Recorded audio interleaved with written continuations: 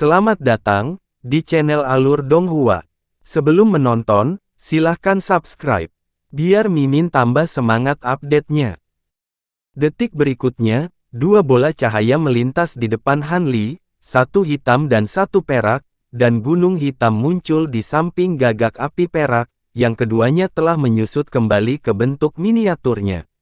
Dia mengayunkan lengan bajunya ke udara, dan baik gunung maupun burung itu menghilang. Garis-garis ki pedang biru yang terkunci dalam pertempuran dengan harta lawannya juga meluncur kembali ke arahnya, kemudian berubah menjadi pedang terbang yang menghilang ke dalam tubuhnya. Bahkan kuali kuning kecil yang telah kehilangan pemiliknya karena makhluk berambut hijau baru saja dibunuh ditarik ke dalam genggaman Han Li. Setelah mengambil semua harta itu, Han Li mengepakkan sayapnya dan melesat ke kejauhan sebagai busur petir biru dan putih, menghilang dari pandangan dalam sekejap. Dengan demikian, pria tua dan wanita berpakaian istana dibiarkan saling menatap. Setelah menyaksikan Han Li membunuh dengan mudah makhluk berambut hijau, keduanya sangat waspada terhadapnya, dan mereka tidak berani mengejar lagi. Zoysia abadi adalah harta berharga, tapi tentu saja tidak lebih penting dari nyawa mereka. Setelah bertukar pandangan waspada, keduanya berbalik ke arah awan api dan gelombang hitam yang datang, dan ekspresi kontras muncul di wajah mereka. Wanita itu tetap berdiri di tempat, tampaknya sama sekali tidak terpengaruh oleh fenomena yang melonjak ke arah mereka dari kejauhan. Sebaliknya, ekspresi gelap muncul di wajah lelaki tua itu, dan dia tiba-tiba mengarahkan jarinya ke harta karun seperti awan putih di atas. Awan itu segera bergetar sebelum berubah menjadi petak cahaya putih, dan menyapu lelaki tua itu sebelum melarikan diri ke kejauhan. Kecepatan perjalanannya tidak kalah dengan kecepatan Han Li setelah menggunakan teknik gerakan kilatnya. Dengan demikian, wanita itu adalah satu-satunya yang tersisa di tempat kejadian. Alisnya berkerut erat saat dia melihat ke arah awan yang berapi-api dan gelombang hitam dalam diam.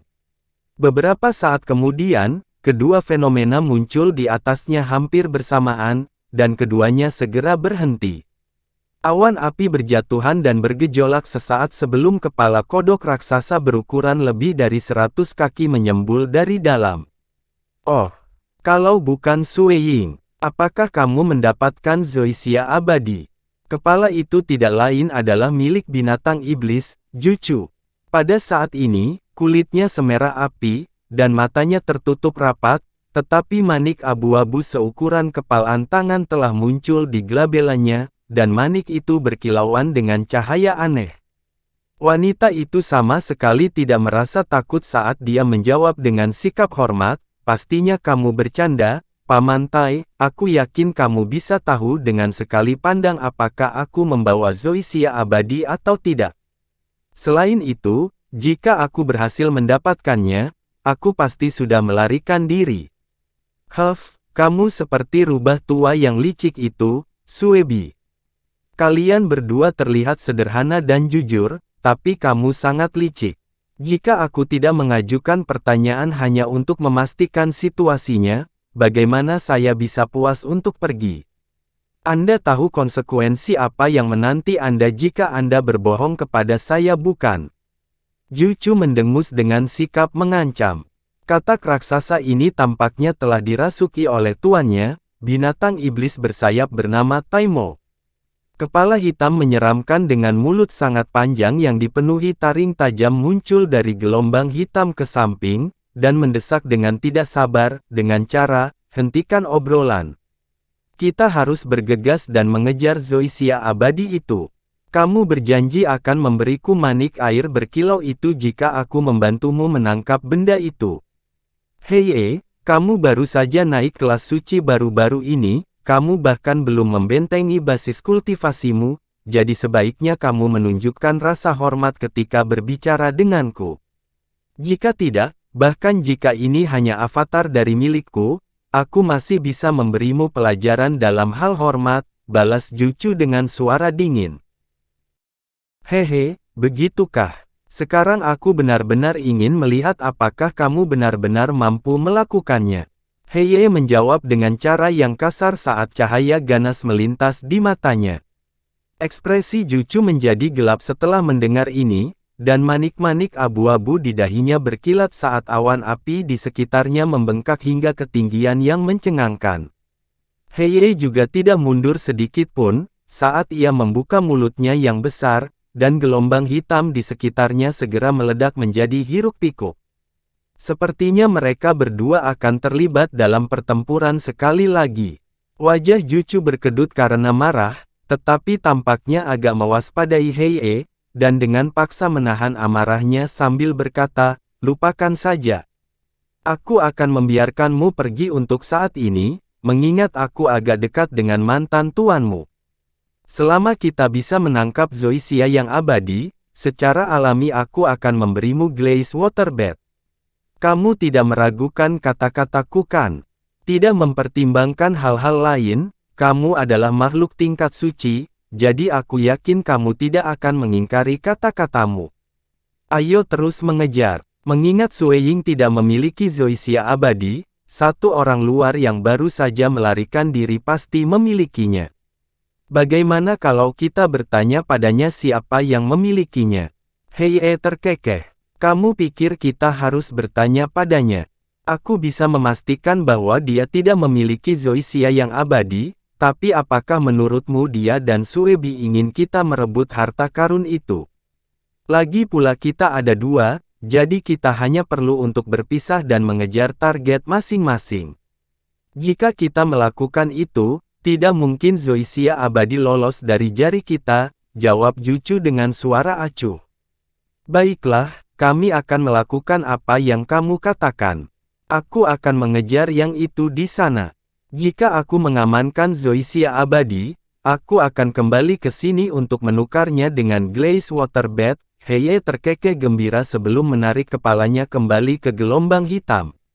Setelah itu, ledakan gemuruh yang keras meletus saat gelombang hitam melonjak ke arah pria tua itu melarikan diri. Jucu juga memacu awan api untuk beraksi, bergerak ke arah tempat Han Li melarikan diri. Dengan demikian, wanita dalam gaun megah adalah satu-satunya yang tersisa. Setelah menyaksikan awan berapi-api dan gelombang hitam menghilang ke kejauhan, senyum masam muncul di wajahnya saat dia bergumam, "Aku tidak berpikir bahwa buaya jahat ini akan naik ke tingkat suci begitu cepat, aku harus melapor ini kepada ayah segera." Mengenai Zoysia abadi itu, aku hanya bisa berharap bahwa orang luar itu berhasil melarikan diri. Setelah suaranya menghilang, cahaya merah meletus dari tubuhnya, dan dia terbang menjauh sebagai seberkas cahaya merah. Beberapa ribu kilometer jauhnya, Han Li melesat di udara sebagai busur petir di tengah serangkaian guntur tumpul. Hampir 100 kilometer di belakangnya, suara gemuruh yang keras dan tanpa henti terdengar. Seluruh langit ke arah itu telah diwarnai dengan warna merah menyala, dan hamparan awan api yang luas meluncur mengejarnya dalam pengejaran. Han Li menghela nafas setelah melihat ini. Dia tidak memiliki banyak petir Divine Devil Bane yang tersisa, jadi dia tidak akan bisa mempertahankan Thunderstorm Wings-nya lebih lama lagi. Dari fenomena mengejutkan yang diciptakan oleh pengejarnya, cukup jelas bahwa ini bukanlah makhluk biasa, jadi kemungkinan besar dia tidak akan bisa melarikan diri kecuali dia membunuh makhluk yang mengejarnya. Meski begitu, dia masih memutuskan untuk terbang ke depan untuk saat ini. Dia ingin memancing musuh lebih jauh sebelum menghadapinya dalam pertempuran agar dia tidak dikerumuni oleh musuh lain juga. Dengan demikian, Han Li melakukan perjalanan hampir 100.000 kilometer dengan kecepatannya saat ini, membawanya ke suatu daerah di atas beberapa puncak gunung. Pada titik ini, dia merasa bahwa dia telah membuka jarak yang cukup, dan petir di sekitar tubuhnya memudar saat dia tiba-tiba berhenti. Dia berbalik dan mengalihkan pandangannya ke arah awan api yang mendekat sebelum menarik napas dalam-dalam. Tiba-tiba, seberkas cahaya biru yang tak terhitung jumlahnya meletus dari tubuhnya, yang semuanya kemudian tiba-tiba menghilang di ruang sekitarnya dalam sekejap. Han Li tahu bahwa dia dikejar oleh makhluk yang cukup kuat, jadi dia memutuskan untuk membuat formasi pedang fajar musim semi. Setelah mengatur formasi pedang ini, dia yakin bahwa dia akan mampu membunuh musuhnya selama itu bukan makhluk tahap integrasi tubuh. Tidak lama setelah Han Li menyiapkan formasi pedangnya, awan api menyapu ke area terdekat di tengah ledakan gemuruh yang tak henti-hentinya. Awan berapi menutupi seluruh langit. Serahkan Zoysia yang abadi dan aku akan menyelamatkan hidupmu. Suara gemuruh terdengar dari dalam awan yang berapi-api. Setelah itu, makhluk raksasa yang ukurannya sebanding dengan gunung kecil muncul di hadapan Han Li. Han Li memusatkan pandangannya ke depan, dan ekspresinya sedikit goyah ketika dia menemukan bahwa dia sedang menghadapi kodok merah raksasa, kecuali kodok itu memiliki sepasang sayap besar berwarna hitam pekat di punggungnya.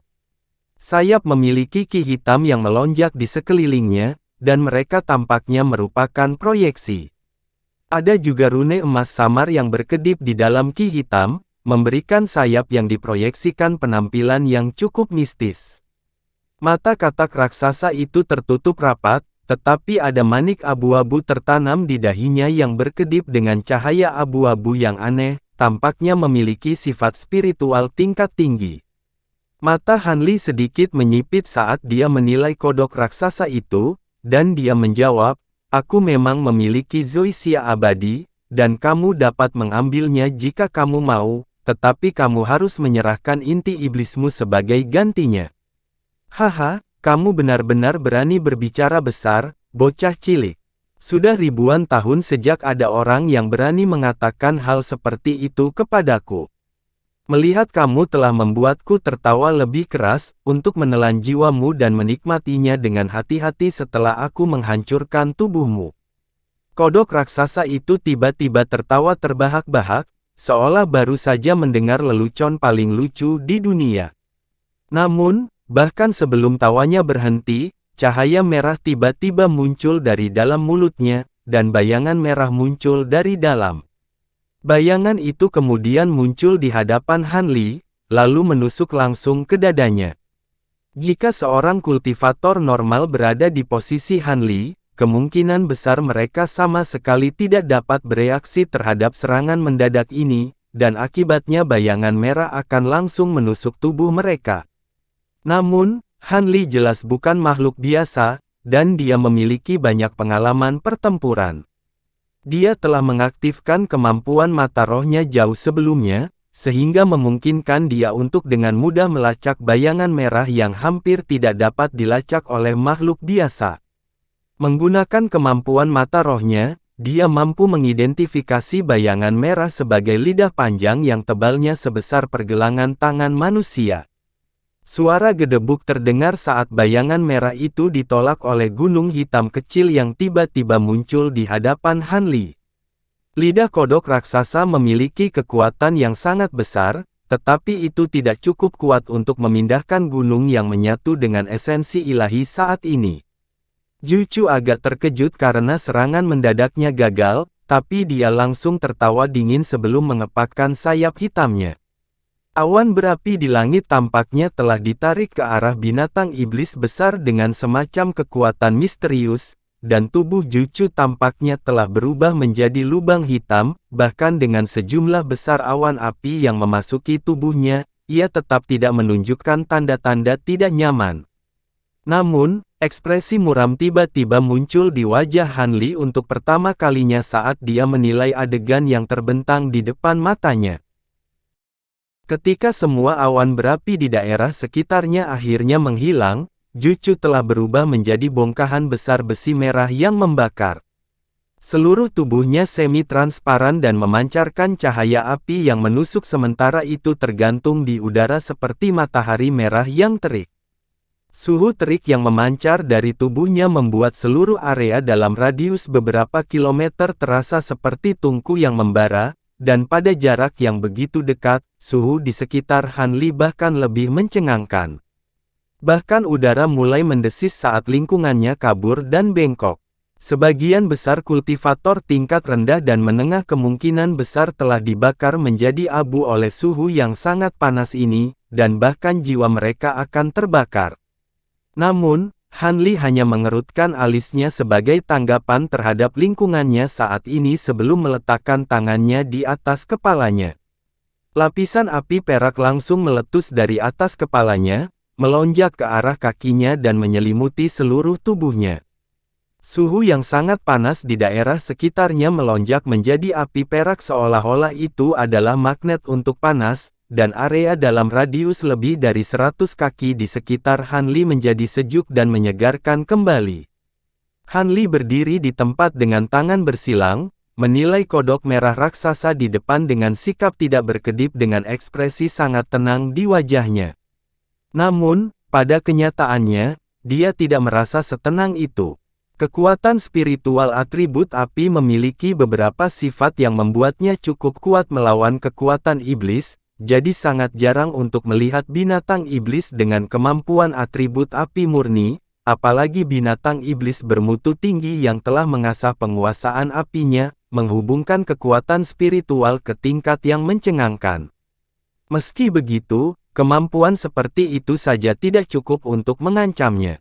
Dengan mengingat hal itu, Han Li tertawa kecil, lalu tiba-tiba menggosok kedua tangannya sebelum memisahkannya lagi. Ledakan gemuruh yang keras terdengar saat lapisan busur petir keemasan muncul di sekitar tubuhnya. Busur petir ini berangsur-angsur menjadi lebih tebal, dan mereka berkembang biak di sekelilingnya ke segala arah dalam gemuruh. Dengan demikian, jaring pencahayaan bulat besar terbentuk dengan Han Li di tengahnya. Pada saat yang sama, Han Li membalik kedua tangannya sehingga telapak tangannya menghadap ke atas, dan serangkaian rune yang berkilauan dengan cahaya keemasan meletus dari telapak tangannya, lalu menghilang ke jaring petir di sekitarnya. Adegan yang mencengangkan kemudian terjadi. Dalam sekejap rune menghilang ke busur pencahayaan, tiba-tiba hancur di tengah ledakan cahaya keemasan, lalu menyatu lagi dalam sekejap. Dengan demikian, lingkaran cahaya emas dengan diameter beberapa puluh kaki dibangun dalam sekejap, dan tubuh Han Li agak kabur saat berdiri di tengah lingkaran cahaya.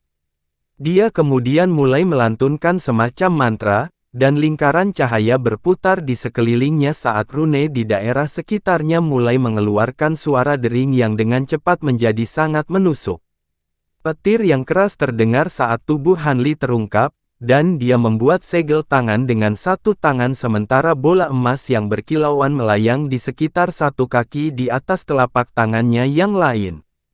Namun, Zhu Chu segera mengidentifikasi apa itu saat ia berseru, itu teknik pedang petir Divine Devil Bane. Han Li terkekeh dingin saat dia menggerakkan 5 jari tangan yang terletak di bawah bola emas, dan bola itu segera mulai berputar. Zhu Chu berencana untuk mengumpulkan lebih banyak energi untuk mempersiapkan teknik rahasia yang sangat kuat, tetapi ekspresinya berubah drastis saat melihatnya. Itu hanya bisa meninggalkan tanaman aslinya saat melesat di udara, menyapu ke bawah sebagai tiang api yang menghanguskan.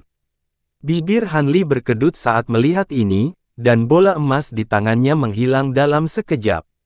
Dia kemudian tiba-tiba bergegas mundur, dan cahaya biru cemerlang meletus saat bunga teratai biru muncul dari udara tipis. Han Li melangkah mundur ke salah satu bunga teratai dan tiba-tiba menghilang. Pilar api menghantam bunga teratai biru dengan ledakan yang menggema, hanya untuk yang terakhir dihancurkan sepenuhnya tanpa memberikan perlawanan, namun api merah terus berlanjut, menghilang ke langit biru seperti istana pasir di air pasang. Pilar api meledak untuk membentuk lautan api yang luasnya sekitar 1 hektar, dan kodok besar itu muncul kembali di tengah kilatan cahaya merah. Matanya masih tertutup rapat, tetapi manik-manik abu-abu di glabelanya menilai bintik-bintik cahaya biru di depan. Tiba-tiba, suara Han Li terdengar dari ruang sekitarnya.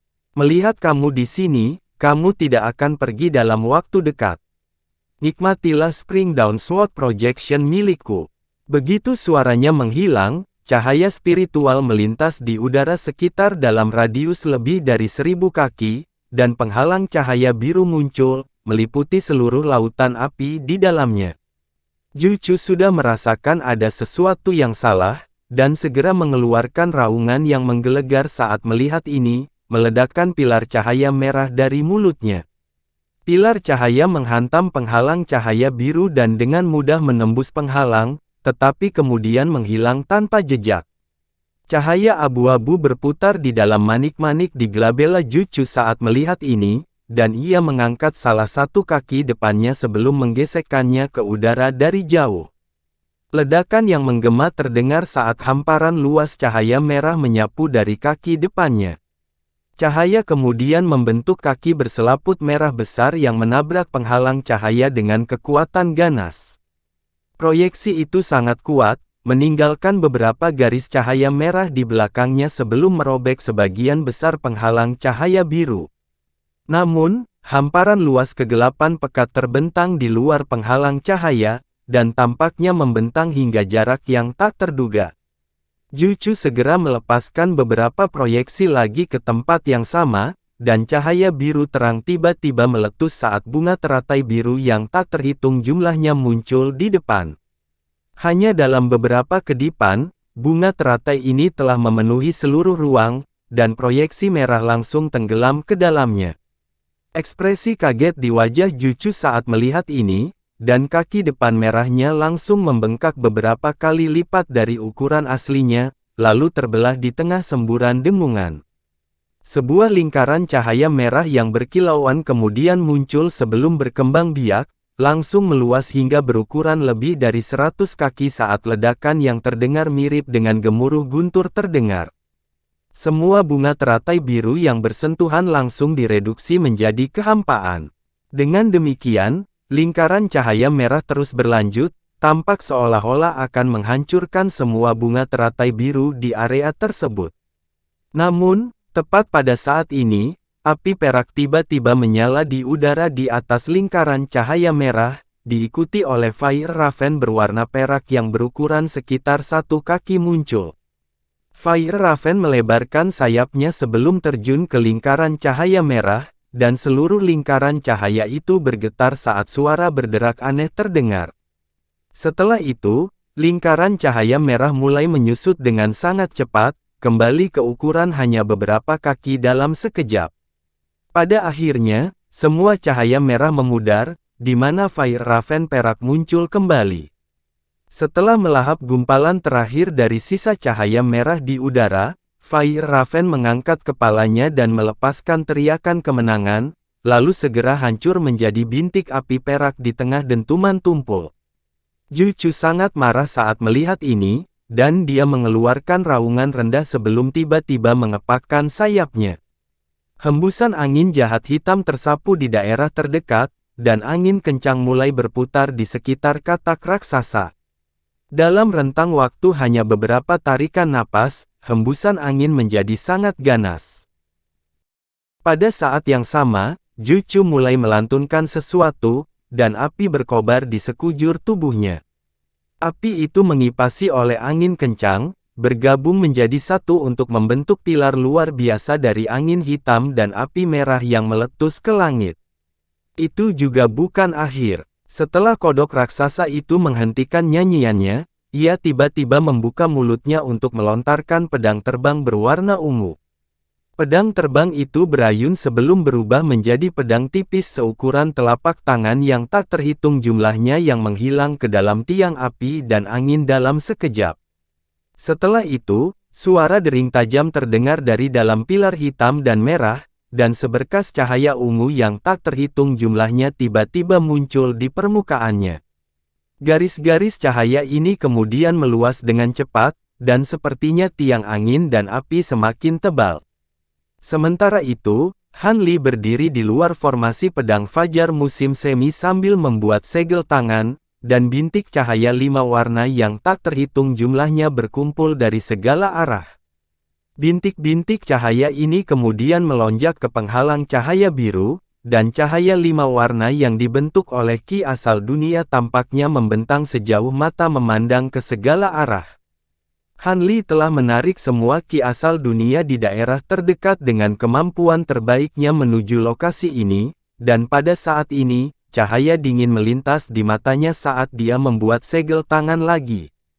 Penghalang cahaya di udara di atas sedikit kabur sebelum tanaman seperti tanaman merambat tiba-tiba tumbuh darinya secara terbalik.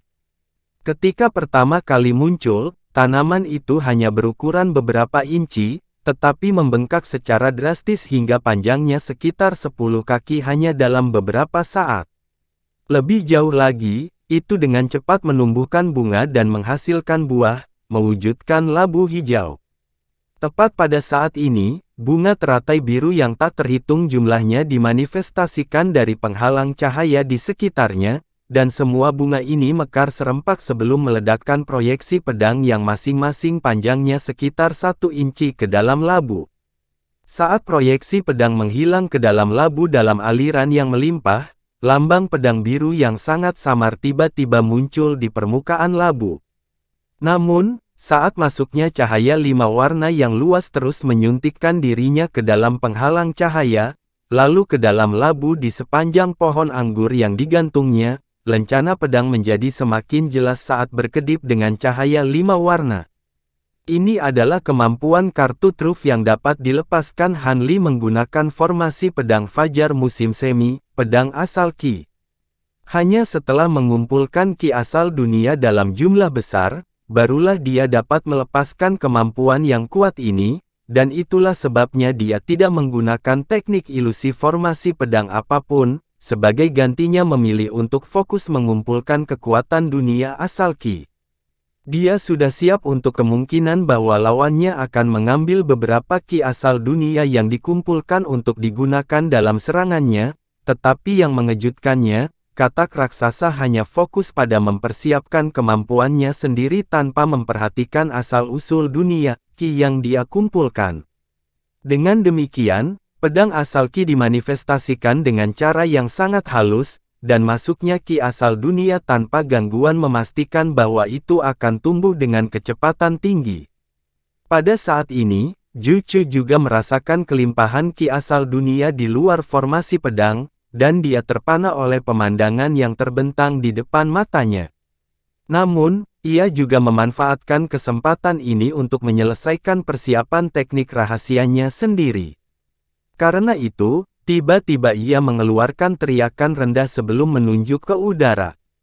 Namun, tepat pada saat ini, suara Han Li tiba-tiba terdengar di dalam formasi pedang, dan dia hanya mengucapkan sepatah kata.